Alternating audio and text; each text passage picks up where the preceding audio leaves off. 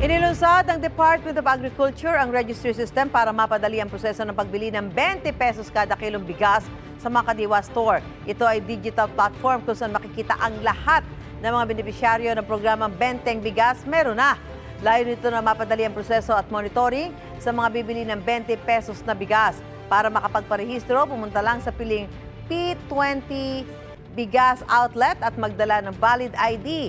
Kapag nakapagparehistro na, may makukuha kayong QR code na gagamitin tuwing bibili ng bigas. Sa susunod, maaari na rin magparehistro sa mga lokal na pamahalaan, piling paaralan at online mode sa pamamagitan ng government applications tulad ng egov.ph.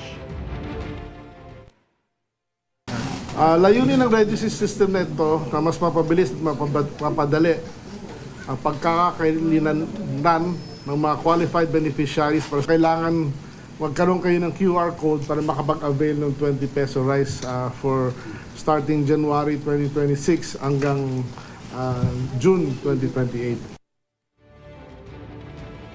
Gusto mo bang mauna sa mga balita? Mag-subscribe na sa GMA Integrated News sa YouTube at tumutok sa unang balita.